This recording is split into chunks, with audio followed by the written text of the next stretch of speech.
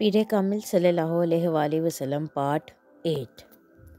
میں نے اتنی تفسیر دیکھی ہیں، قرآن پاک کے اتنے ترجمے دیکھے ہیں، حیرانی کی بات ہے وسیم، کہیں بھی ہمارے نبی کا ذکر نہیں ہے۔ ہر تفسیر میں احمد سے مراد محمد صلی اللہ علیہ وآلہ وسلم کو ہی لیا جاتا ہے، ہمارے نبی کو نہیں، اور اگر کہیں ہمارے نبی کا ذکر ہے بھی تو نبوت کے ایک جھوٹے دعوے دار کے طور پر۔ امامہ نے الجھے ہوئے انداز میں کہا، یہ لوگ ہمارے بارے میں ایسی باتیں نہیں کریں گے تو اور کون کرے گا؟ ہمارے نبی کی نبوت کو مان لیں گے تو ہمارا اور ان کا اختلاف ہی ختم ہو جائے گا۔ یہ کبھی بھی اپنی تفسیر میں سچ نہیں شائع کریں گے، وسیم نے تلخی سے کہا۔ اور جو ہماری تفسیر ہے، کیا ہم نے سچ لکھا ہے اس میں؟ کیا مطلب؟ وسیم ٹھٹکا۔ ہمارے نبی دوسرے پیغمبروں کے بارے میں غلط زبان کیوں استعمال کرتے ہیں؟ وہ ان لوگوں کے بارے میں اپنی بات کرتے ہیں جو ان پر ایمان نہیں لائے۔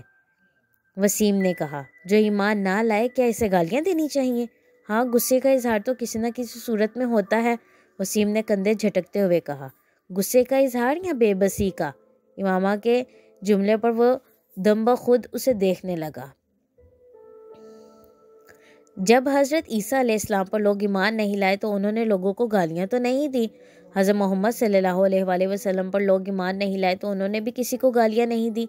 محمد صلی اللہ علیہ وآلہ وسلم نے تو ان لوگوں کے لیے بھی دعا کی جنہوں نے انہیں پتھر مارے۔ جو وہی قرآن پاک کی صورت میں حضرت محمد صلی اللہ علیہ وآلہ وسلم پر نازل ہوئی ہے، اس میں کوئی گالی نہیں ملتی، اور جس مجموعے کو ہمارے نبی اپنے اوپر نازل شدہ صحیفہ کہتے ہیں وہ گالیوں سے بھرا ہوا ہے۔ امامہ، ہر انسان کا مزاج دوسرے سے مختلف ہوتا ہے، ہر انسان الگ طرح سے ریئیکٹ کرتا ہے، وسیم نے تیزی سے کہا۔ امامہ نے قائل نہ ہونے والے انداز میں سر ہلایا۔ میں ہر انسان کی بات نہیں کر رہی ہوں، میں نبی کی بات کر رہی ہوں۔ جو شخص اپنے غصے پر قابو نہیں رکھ سکتا وہ نبوت کا دعویٰ کیسے کر سکتا ہے؟ جس شخص کی زبان سے گالیاں نکلتی ہوں، اس کی زبان سے حق و صداقت کی بات نکل سکتی ہے کیا؟ وسیم، میں اپنے مذہب اور عقیدے کے بارے میں الجھن سی محسوس کر رہی ہوں۔ وہ ایک لمحے کے لیے رکی۔ میں نے اتنی تفسیر میں یا اتنی زیادہ تفاسیر میں اگر کسی امتی نبی کا ذکر پایا ہے تو وہ حضرت عیسیٰ علیہ السلام ہے، اور میں نہیں سمجھتی کہ ہمارے نبی حضرت عیسیٰ علیہ السلام یا مسیح موعود ہیں۔ نہیں، یہ وہ نہیں ہیں جن کے آنے کے بارے میں قرآن پاک میں ذکر ہے۔ اس بار اس نے اپنے الفاظ کی خود ہی پرزور تردید کی۔ تم اب اپنی بکواس بند کر لو تو بہتر ہے، وسیم نے ترش لہجے میں کہا۔ کافی فضول باتیں کر چکی ہو تم۔ فضول باتیں؟ امامہ نے بے یقینی سے اسے دیکھا۔ تم کہہ رہے ہو میں فضول باتیں کر رہی ہوں؟ مسجد اقصیٰ اگر ہمارے شہر میں ہے تو پھر جو اتنے سینکڑوں سالوں سے فلسطین میں مسجد اقصیٰ ہے وہ کیا ہے؟ ایک نام کی دو مقدس جگہ دنیا میں بنا کر خدا تو مسلمانوں کو کنفیوز نہیں کر سکتا۔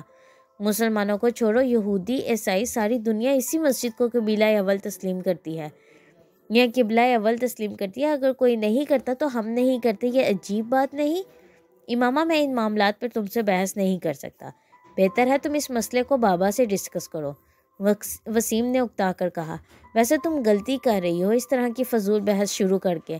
میں بابا کو تمہاری یہ ساری باتیں بتا دوں گا، اور یہ بھی کہ تم آج کل کیا پڑھ رہی ہو، وسیم نے جاتے جاتے دھمکانے والے انداز میں کہا۔ وہ کچھ سوچ کر الجھے ہوئے انداز میں اپنے ہونٹ کاٹنے لگی۔ وسیم کچھ دیر ناراضی کا اظہار کر کے کمرے سے چلا گیا۔ وہ اٹھ کر کمرے میں ٹہلنے لگی۔ وہ ہاشم مبین سے ڈرتی تھی اور جانتی تھی کہ وسیم ان سے اس بات کا ذکر ضرور کرے گا۔ وہ ان کے رد عمل سے خوف زدہ تھی۔ وسیم نے ہاشم مبین کو امامہ کے ساتھ ہونے والی بحث کے بارے میں بتا دیا تھا، مگر اس نے بہت سی ایسی باتوں کو سینسر کر دیا تھا جس پر ہاشم مبین کے بھڑک اٹھنے کا امکان تھا۔ اس کے باوجود ہاشم مبین دم بخود رہ گئے تھے، یوں جیسے انہیں سام سونگ گیا تھا۔ یہ سب تم سے امامہ نے کہا؟ ایک لمبی خاموشی کے بعد انہوں نے وسیم سے پوچھا۔ اس نے اس بات میں سر ہلا دیا۔ اسے بلا کر لاؤ۔ وسیم کچھ جھجکتے ہوئے ان کے کمرے سے نکل گیا۔ امامہ کو خود بلا کر لانے کی بجائے اس نے ملازم کے ہاتھ پیغام بھجوا دیا اور خود اپنے کمرے میں چلا گیا۔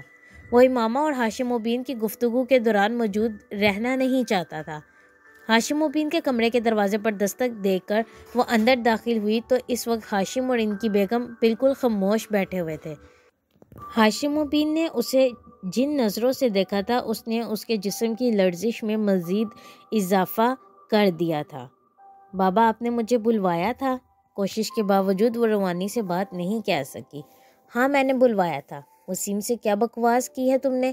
ہاشم مبین نے بلا تمہید بلند آواز میں اس سے پوچھا۔ وہ اپنے ہونٹوں پر زبان پھیر کر رہ گئی۔ کیا پوچھ رہا ہوں میں تم سے؟ وہ ایک بار پھر دھارے۔ شرم سے ڈوب مرنا چاہیے تمہیں، خود گناہ کرتی ہو اور اپنے ساتھ ہمیں بھی گناہ گار بناتی ہو۔ امامہ کی آنکھوں میں آنسو آ گئے۔ تمہیں اپنی اولاد کہتے ہوئے مجھے شرم آ رہی ہے۔ کون سی کتابیں لائی ہو تم؟ وہ مشتعل ہو گئے تھے۔ جہاں سے یہ کتابیں لے کر آئی ہو کل تک وہیں دے آؤ، ورنہ میں انہیں اٹھا کر باہر پھینک دوں گا۔ جی بابا، اس نے اپنے آنسو پہنچتے ہوئے صرف اتنا ہی کہا، اور آج کے بعد اگر تم نے جویریہ کے ساتھ میل جول رکھا تو میں تمہارا کالج جانا ہی بند کر دوں گا۔ بابا، جویریہ نے مجھ سے کچھ نہیں کہا، یہ تو بلکہ اس کو تو کچھ پتہ ہی نہیں ہے۔ اس بار امامہ نے قدرے مضبوط آواز میں احتجاج کیا۔ تو پھر اور کون ہے جو تمہارے دماغ میں یہ خناس بھر رہا ہے؟ وہ بری طرح چلائے۔ میں خود ہی۔ امامہ نے کچھ کہنے کی کوشش کی۔ ہو کیا تم؟ اپنی عمر دیکھو اور چلی ہو تم عقیدے جانچنے، اپنے نبی کی نبوت کو پرکھنے۔ ہاشم مبین کا پارا پھر ہائی ہو گیا۔ اپنے باپ کی شکل دیکھو جس نے ساری عمر تبلیغ میں گزار دی۔ کیا میں عقل کا اندھا ہوں یا پھر تم مجھ سے زیادہ عقل رکھتی ہو؟ جمعہ 4 دن ہوئے ہیں تمہیں پیدا ہوئے اور تم چل پڑی ہو اپنے نبی کی نبوت کو ثابت کرنے۔ ہاشم مبین اب اٹھ کر کھڑے ہو گئے۔ تم منہ میں سونے کا چمچ لے کر اسی نبی کی وجہ سے پیدا ہوئی ہو جس کی نبوت کو آج تم جانچنے بیٹھ گئی ہو۔ وہ نہ ہوتا تو سڑک پر دھکے کھا رہا ہوتا ہمارا سارا خاندان، اور تم اس قدر احسان فراموش اور بے ضمیر ہو چکی ہو کہ جس تھالی میں کھاتی اسی میں چھید کر رہی ہو۔ ہاشم مبین کی آواز پھٹ رہی تھی۔ امامہ کی آنکھوں سے بہنے والے آنسوؤں کی رفتار میں اور اضافہ ہو گیا۔ بند کرو یہ لکھنا پڑھنا اور گھر بیٹھو تم۔ یہ تعلیم حاصل کر رہی ہو جو تمہیں گمراہی کی طرف لے جا رہی ہے۔ ان کے اگلے جملے پر امامہ کی سیٹی گم ہو گئی۔ اس کے وہم و گمان میں بھی نہیں تھا کہ وہ اسے گھر بٹھانے کی بات کریں گے۔ بابا آئی ایم سوری۔ ان کے ایک جملے نے اسے گھٹنے ٹیکنے پر مجبور کر دیا تھا۔ مجھے تمہارے کسی ایکسکیوز کی ضرورت نہیں ہے، بس کہہ دیا کہ گھر بیٹھو تو گھر بیٹھو۔ بابا میرا یہ مطلب تو نہیں تھا۔ پاپا پتہ نہیں وسیم اس نے آپ سے کس طرح بات کی۔ اس کے آنسو اور تیزی سے بہنے لگے۔ پھر بھی میں آپ سے کہہ رہی ہوں کہ میں آئندہ ایسا کچھ بھی نہیں پڑھوں گی، نہ ہی ایسی کوئی کتاب لے کے آؤں گی گھر، اور نہ ہی کوئی ایسی بات کروں گی، پلیز بابا، اس نے منت کی۔ ان معاذرتوں کا سلسلہ وہیں ختم نہیں ہوا تھا۔ اگلے کئی دن تک وہ ہاشم مبین سے معافی مانگتی رہی اور پھر تقریباً 1 ہفتے کے بعد وہ نرم پڑ گئے تھے اور انہوں نے اسے کالج جانے کی اجازت دے دی تھی، مگر اس 1 ہفتے میں وہ اپنے پورے گھر کی لعنت ملامت کا شکار رہی تھی۔ ہاشم مبین نے اسے سخت قسم کی تنبیہ کے بعد کالج جانے کی اجازت دی تھی، مگر اس 1 ہفتے کے دوران ان لوگوں کے رویے نے اسے اپنے عقیدے سے مزید متنفر کیا تھا۔ اس نے ان کتابوں کو پڑھنے کا سلسلہ روکا نہیں تھا، بس فرق یہ تھا کہ پہلے وہ انہیں گھر لے آتی تھی اور اب وہ انہیں کالج کی لائبریری میں ہی پڑھ لیا کرتی تھی۔ ایف ایس سی میں میرٹ لسٹ پر آنے کے بعد اس نے میڈیکل کالج میں ایڈمیشن لے لیا تھا۔ جویریت کو بھی اسی میڈیکل کالج میں ایڈمیشن مل گیا تھا۔ ان کی دوستی میں پہلے سے زیادہ مضبوطی آ گئی تھی اور اس کی بنیادی وجہ امامہ کے ذہن میں آنے والی تبدیلی تھی۔ سبیحہ سے امامہ کی پہلی ملاقات اتفاقاً ہوئی تھی۔ جویریہ کی ایک کزن سبیحہ کی کلاس فیلو تھی اور اسی کی توسط سے امامہ کی اس سے شناسائی ہوئی تھی۔ وہ ایک مذہبی جماعت کے اسٹوڈنٹ ونگ سے منسلک تھی اور ہفتے میں 1 بار وہ کلاس روم میں اسلام سے متعلق کسی نہ کسی ایک موضوع پر لیکچر دیا کرتی تھی۔ 40-50 کے لگ بھگ لڑکیاں اس لیکچر کو اٹینڈ کیا کرتی تھیں۔ سبیحہ نے اس دن ان سے متعارف ہونے کے بعد انہیں بھی اس لیکچر کے لیے انوائٹ کیا تھا۔ وہ چاروں ہی وہاں موجود تھیں۔ میں تو ضرور آؤں گی، کم از کم میری شرکت کے بارے میں آپ تسلی رکھیں، جویریہ نے سبیحہ کی دعوت کے جواب میں کہا۔ میں کوشش کروں گی، وعدہ نہیں کر سکتی، رابعہ نے کچھ چمٹی ہوئی مسکراہٹ کے ساتھ کہا۔ میرا آنا ذرا مشکل ہے کیونکہ میں اس دن کچھ مصروف رہوں گی، زینب نے معذرت کرتے ہوئے کہا۔ سبیحہ مسکراتے ہوئے امامہ کو دیکھنے لگی جو اب تک خاموش تھی۔ امامہ کا رنگ کچھ فک ہو گیا۔ اور آپ آئیں گی؟ امامہ کی نظر جویریہ سے ملی جو اسے ہی دیکھ رہی تھی۔ ویسے اس بار کس موضوع پر بات کریں گی آپ؟ اس سے پہلے کہ امامہ کچھ کہتی، جویریہ نے سبیحہ کی توجہ اپنی طرف مبذول کر لی۔ شاید ایسا اس نے دانستہ طور پر کیا تھا۔ اس بار اسراف کے بارے میں بات ہوگی۔ اس ایک عادت کی وجہ سے ہمارا معاشرہ کتنی تیزی سے زوال پذیر ہو رہا ہے اور اس کے سدباب کے لیے کیا کیا جا سکتا ہے، اسی موضوع پر گفتگو ہوگی، سبیحہ نے جویریہ کو تفصیل سے بتایا۔ آپ نے بتایا نہیں امامہ، آپ آ رہی ہیں؟ جویریہ سے بات کرتے کرتے سبیحہ ایک بار پھر امامہ کی طرف متوجہ ہو گئی۔ امامہ کا رنگ ایک بار پھر بدلا۔ میں دیکھوں گی، اس نے جھجکتے ہوئے کہا۔ مجھے بہت خوشی ہوگی اگر جویریہ کے ساتھ آپ تینوں بھی آئیں۔ اپنے دین کی بنیادی تعلیمات کے بارے میں ہمیں روز نہیں تو کبھی کبھی کچھ علم حاصل کرنے کی کوشش کرنی چاہیے۔ صرف میں ہی لیکچر نہیں دیتی ہوں، ہم جتنے لوگ بھی اکٹھے ہوتے ہیں ان میں سے کوئی بھی اس موضوع پر گفتگو کرنے کے لیے آزاد ہوتا ہے جسے ہم نے منتخب کیا ہوتا ہے، اور اگر آپ میں سے بھی کوئی کسی خاص موضوع کے حوالے سے بات کرنا یا کچھ بتانا چاہے تو ہم لوگ اسے بھی ارینج کر سکتے ہیں۔ صبیہ بڑی سہولت سے بات کر رہی تھی۔ پھر کچھ دیر بعد جویریہ اور اس کی کزن کے ہمراہ ان کے کمرے سے باہر چلی گئی۔ کوریڈور میں صبیہ نے جویریہ سے کہا، آپ کم از کم امامہ کو ساتھ لے آئیں، مجھے لگا ہے کہ وہ آنا چاہ رہی ہے۔ اس کا عقیدہ بالکل الگ ہے، وہ کبھی بھی ایسی محفلوں میں شرکت نہیں کرے گی، جویریہ نے سنجیدگی سے اسے بتایا۔ صبیہ کچھ حیران ہوئی۔ آپ کو چاہیے کہ آپ انہیں اسلام کو مطالعہ کرنے کی دعوت دیں، ہو سکتا ہے اس طرح وہ صحیح اور غلط کا فرق کر سکیں۔ صبیہ نے چلتے ہوئے کہا، میں ایک بار ایسی کوشش کر چکی ہوں، وہ بہت ناراض ہو گئی تھی اور میں نہیں چاہتی کہ ہم دونوں کی اتنی لمبی دوستی اس طرح ختم ہو جائے۔ جویریہ نے کہا، اچھے دوست وہی ہوتے ہیں جو ایک دوسرے کو گمراہی سے بچائیں، اور آپ پر بھی فرض ہے کہ آپ ایسا ہی کریں۔ صبیہ نے کہا، وہ ٹھیک ہے، مگر کوئی بات سننے پر بھی تیار نہ ہو تو تب بھی صحیح بات کہتے رہنا فرض ہے، ہو سکتا ہے کبھی دوسرا آپ کی بات پر غور کرنے پر مجبور ہو جائے۔ صبیہ اپنی جگہ درست تھی، اس لیے وہ صرف مسکرا کر رہ گئی۔ تم جاؤ گی اس لیکچر کو سننے؟ صبیہ کے نکلنے کے بعد زینب نے رابعہ سے پوچھا۔ نہیں، میرا کوئی ارادہ نہیں ہے، میں ایسے لیکچر ہضم نہیں کر سکتی، رابعہ نے اپنی کتابیں اٹھاتے ہوئے لاپرواہی سے کہا۔ امامہ زینب اور جویریہ کے برعکس وہ قدرے آزاد خیال تھی اور زیادہ مذہبی رجحان بھی نہیں رکھتی تھی۔ ویسے بھی میں نے صبیہ کی خاصی تعریف سنی ہے، زینب نے رابعہ سے بات کے جواب میں کہا۔ ضرور سنی ہوگی، بولتی تو واقعی اچھا ہے، اور میں نے تو یہ بھی سنا ہے کہ اس کے والد بھی کسی مذہبی جماعت سے منسلک ہیں۔ ظاہر ہے پھر اثر تو ہوگا، رابعہ نے اس کی معلومات میں اضافہ کیا۔ امامہ ان سے کچھ دور ایک کونے میں اپنی کتابیں لیے بیٹھی بظاہر ان کا مطالعہ کرنے میں مصروف تھی، مگر ان دونوں کی گفتگو بھی ان تک پہنچ رہی تھی۔ اس نے شکر کیا تھا کہ ان دونوں نے اسے اس گفتگو میں گھسیٹنے کی کوشش نہیں کی۔ 3 دن کے بعد امامہ مقررہ وقت پر ان لوگوں سے کوئی بہانہ بنا کر صبیہ کا لیکچر اٹینڈ کرنے چلی گئی تھی۔ رابعہ، جویریہ اور زینب تینوں ہی اس لیکچر میں نہیں گئی، پھر اس کا ارادہ بدل گیا۔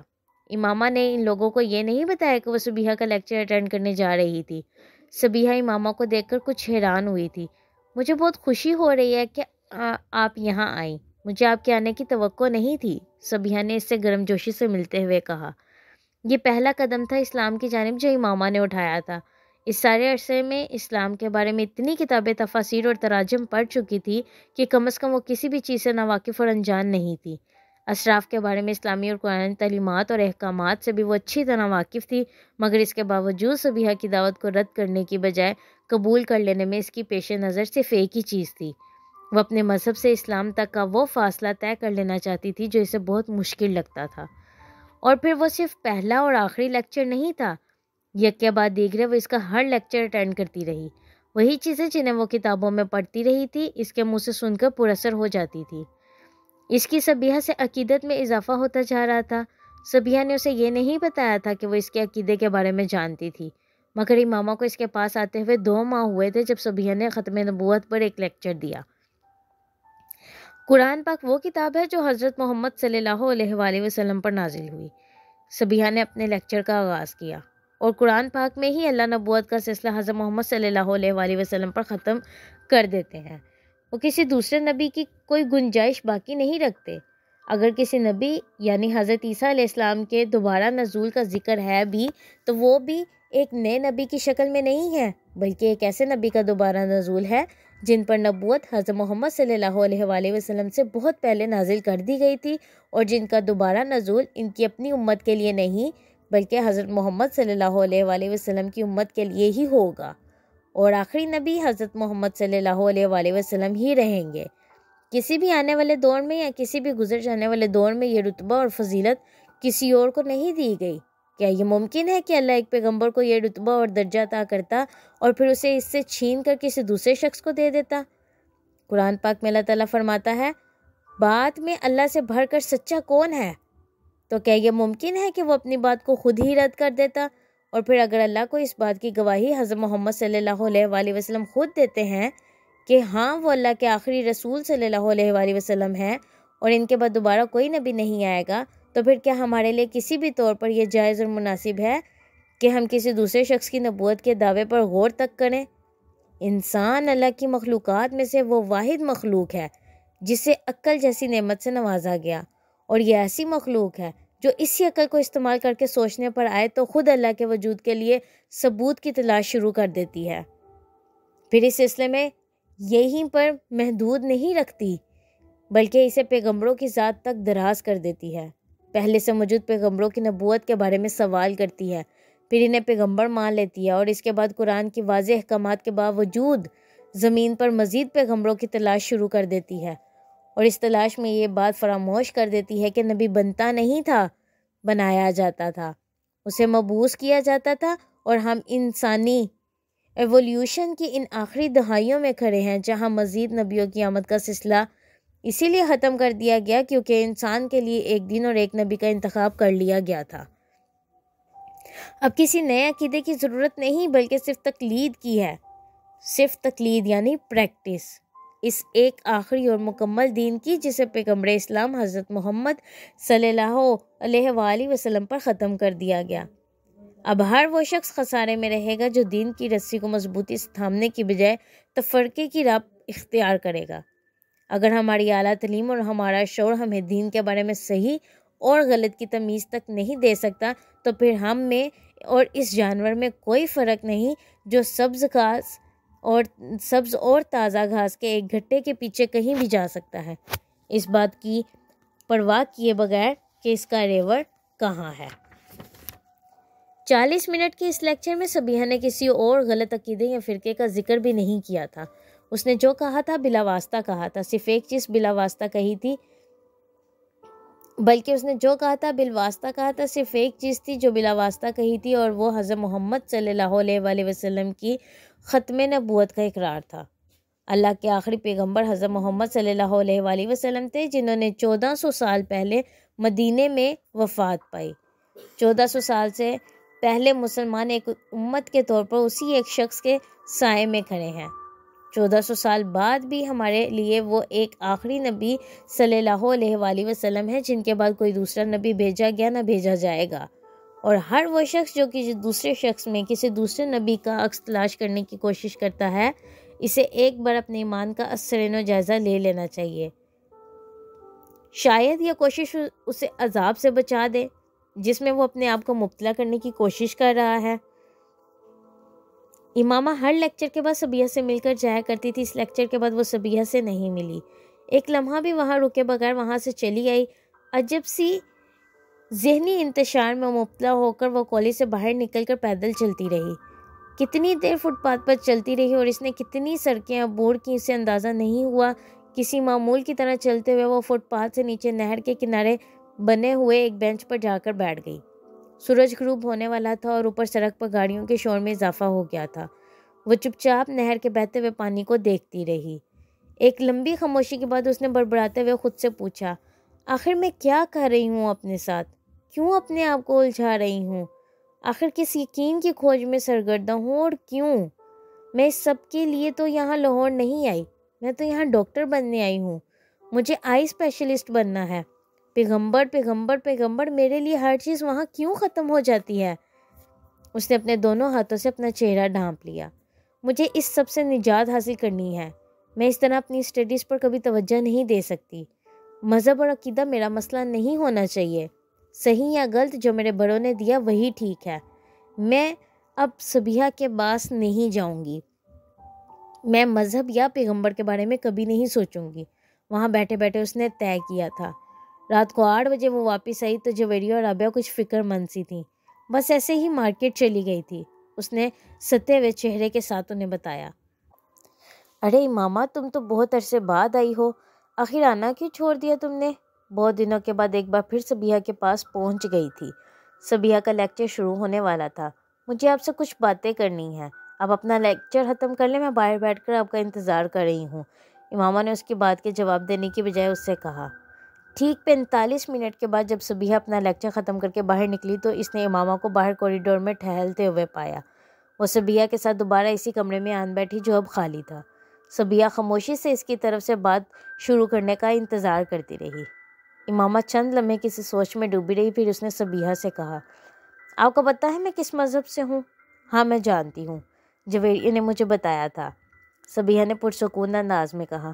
میں آپ کو بتا نہیں سکتی کہ میں کس حد تک فرسٹریٹ ہو گئی ہوں۔ میرا دل چاہتا ہے میں دنیا چھوڑ کر کہیں بھاگ جاؤں۔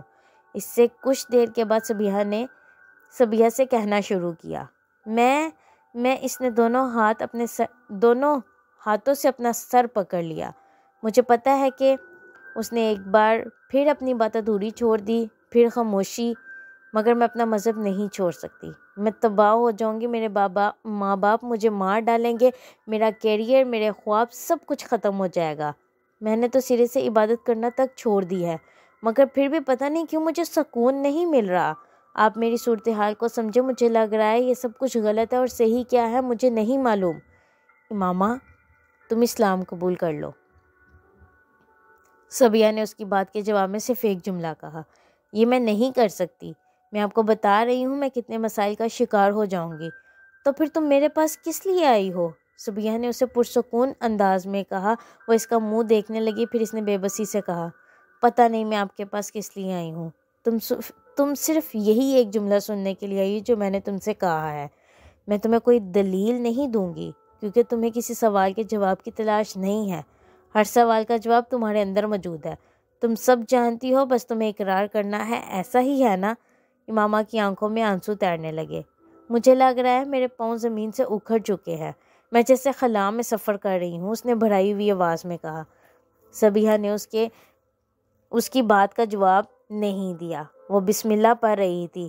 امامہ گیلی آنکھوں کے ساتھ اس کا چہرہ دیکھنے لگی، کہیں کچھ بھی نظر نہیں آتا۔ صبیہ کچھ بھی نہیں۔ اس نے اپنے ہاتھوں کی پشت سے اپنے آنسوؤں کو صاف کیا۔ لا الہ الا اللہ۔ صبیہ کے لب آہستہ آہستہ ہلنے لگے۔ امامہ دونوں ہاتھوں سے چہرہ ڈھانپ کر بچوں کی طرح پھوٹ پھوٹ کر رونے لگی، اور وہ روتے ہوئے صبیہ کے پیچھے کلمے کے الفاظ دہرا رہی تھی، محمد رسول اللہ۔ امامہ نے اگلے الفاظ دہرائے، اس کی آواز بھر آ گئی۔ امامہ کے سمجھ میں نہیں آ رہا تھا اسے اتنا رونا کیوں آ رہا تھا۔ اسے کوئی پچھتاوا، کوئی افسوس نہیں تھا، مگر پھر بھی اسے اپنے آنسوؤں پر قابو پانا مشکل ہو رہا تھا۔ بہت دیر تک روتے رہنے کے بعد اس نے جب سر اٹھایا تو صبیہ اس کے پاس ہی بیٹھی ہوئی تھی۔ امامہ گیلے چہرے کے ساتھ اسے دیکھ کر مسکرا دی۔ رابعہ اور جویریہ ایک دوسرے کا منہ دیکھ رہی تھی، اور امامہ اپنے پاؤں کے انگوٹھے کے ساتھ فرش کو رگڑتے ہوئے کسی سوچ میں ڈوبی ہوئی تھی۔ تمہیں یہ سب کچھ ہمیں پہلے ہی بتا دینا چاہیے تھا، جویریہ نے ایک طویل وقفے کے بعد اس خاموشی کو توڑا۔ امامہ نے سر اٹھا کر اسے دیکھا اور پرسکون انداز میں کہا، اس سے کیا ہوتا؟ کم از کم ہم تمہارے بارے میں کسی غلط فہمی کا شکار تو نہ ہوتے اور تمہاری مدد کر سکتے۔ ہم دونوں۔ امامہ سر جھٹکتے ہوئے عجیب سے انداز میں مسکرائی۔ اس سے کوئی خاص فرق نہیں پڑتا۔ مجھے تو بہت خوشی ہے امامہ کہ تم نے ایک صحیح راستے کا انتخاب کیا ہے، دیر سے صحیح مگر تم غلط راستے سے ہٹ گئی ہو۔ جویریہ نے اس کے پاس بیٹھتے ہوئے نرم لہجے میں کہا، تم اندازہ نہیں کر سکتی کہ میں اس وقت تمہارے لیے اپنے دل میں کیا محسوس کر رہی ہوں۔ امامہ چپ چاپ اسے دیکھتی رہی۔ تمہیں اگر ہم دونوں کی طرف سے کسی بھی مدد کی ضرورت ہو تو ہچکچانا مت، تمہاری مدد کر کے ہمیں خوشی ملے گی۔ مجھے واقعی تم لوگوں کی مدد کی بہت ضرورت ہے، بہت زیادہ ضرورت ہے، امامہ نے کہا۔ میری وجہ سے اگر تم نے اپنے مذہب کی اصلیت جانچ کر اسے چھوڑ دیا ہے تو جویریہ یہ کہہ رہی تھی۔ امامہ اس کا چہرہ دیکھنے لگی۔ تمہاری وجہ سے؟ اس نے جویریہ کا چہرہ دیکھتے ہوئے سوچا۔ اس کا ذہن اسے کہیں اور لے جا رہا تھا۔ دھند میں اب ایک اور چہرہ ابھر رہا تھا۔ وہ اسے دیکھتی رہی۔ وہ چہرہ آہستہ آہستہ واضح ہو رہا تھا، زیر آب ابھرنے والے کسی نقش کی طرح۔ چہرہ واضح ہو گیا تھا۔ امامہ مسکرائی۔ وہ اس چہرے کو پہچان سکتی تھی۔ اس نے اس چہرے کے ہونٹوں کو ہلتے دیکھا۔ آہستہ آہستہ وہ آواز سن سکتی تھی، وہ آواز سن رہی تھی،